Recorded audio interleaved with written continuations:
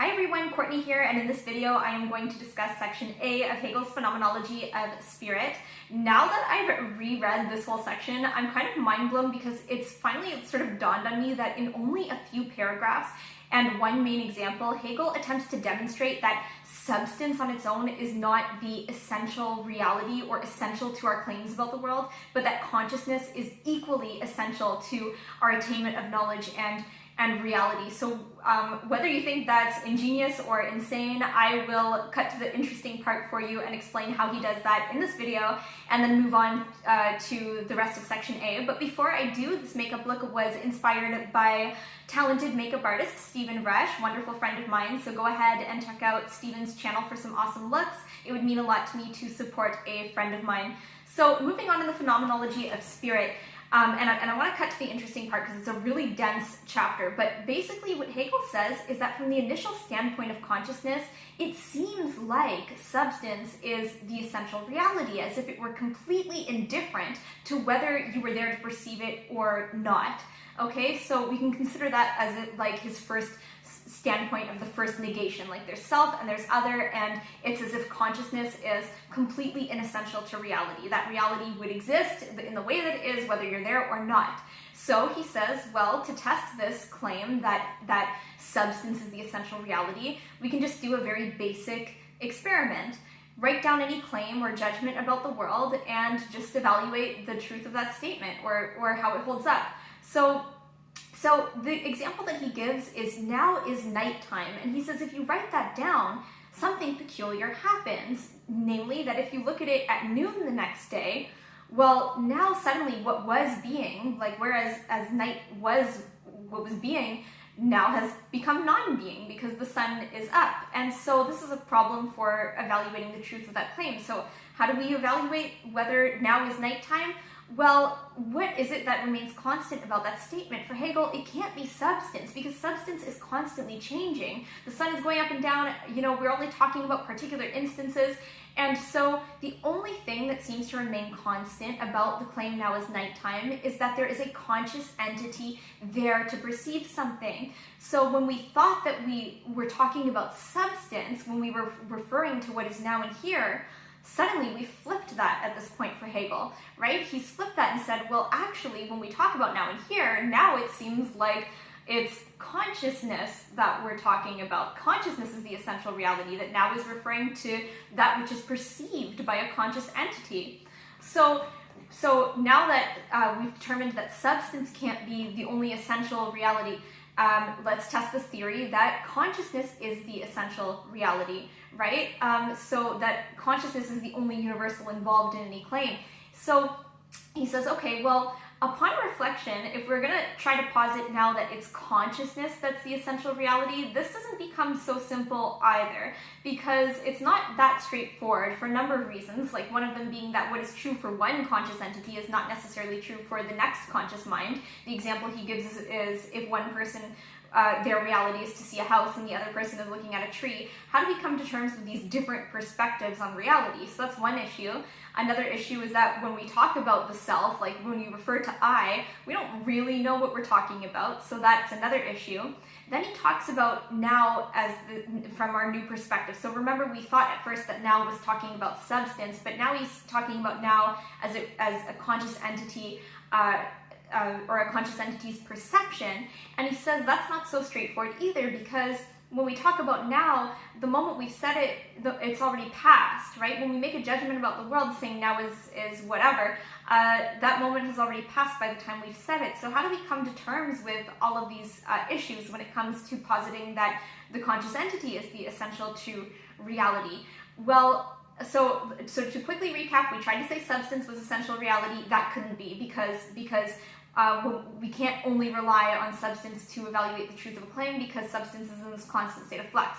Then we tried to say, we tried to negate that initial negation, and we said that consciousness is the essential reality, but that didn't turn out to be very straightforward either, because Lots of reasons. I mean, I think a very simple example is like if you ask someone what's to the left, as soon as they turn around, what was left is now right. And so it's just not that simple either. And so how does Hegel conclude from all of this?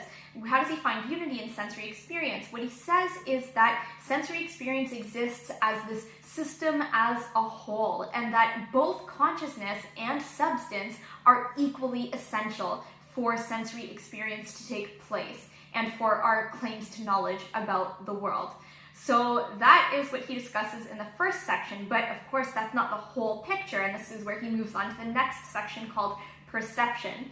So the problem is that if it were only for sensory experience, we wouldn't be able to universalize concepts. We wouldn't be able to understand or even make a statement like now is nighttime because since, for example, now is composed of many different nows, how do you understand what I'm saying when I use the word now? Well, the answer is that your mind universalizes. It abstracts that concept and we perceive in terms of universality.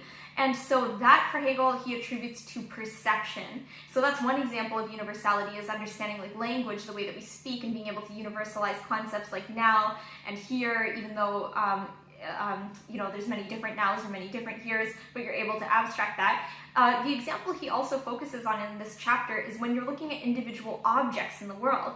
Even though they're composed of many different things and many different qualities, you are able to distinguish individual objects and see things as one thing versus like a different thing, because again, you universalize, right? The mind universalizes.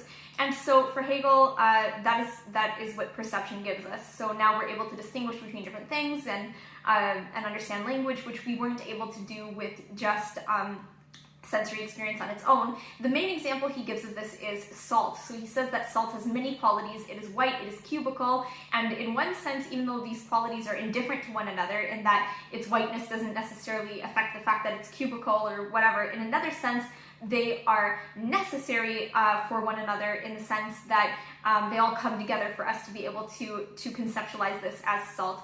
And so that's perception. And then he says that consciousness does a third thing, which is it goes beyond just sensory experience and perception, but it's actually able to reflect on that and understand or verify whether or not its perception is correct. So the example he gives is like if you were to see a salt, you could mistake it for sugar if it were not for our ability to further reflect through the understanding. And so that, for Hegel, those are the things that consciousness does. And that is like the shortest version that I can give you on that because it goes into a lot of detail. One major thing that he goes into a lot of detail about is that there's always this process of initial negation, right? Like for instance, like self versus other, and then there's negation of that negation, right? So trying like the opposite, and then finally this unity where we arrive at the next stage to in terms of knowledge about the world. So knowledge is just this constant laborious process of negation of negation, and then unity, which is more commonly talked about as being thesis, antithesis, and synthesis for Hegel. So anyway, that's all I'm going to talk about at this point. In the next chapter, he's going to discuss when consciousness meets other consciousness, but I will get into that next time. Now, responding to comments. Courtney, what is phenomenology, and is Hegel a phenomenologist? Okay, phenomenology it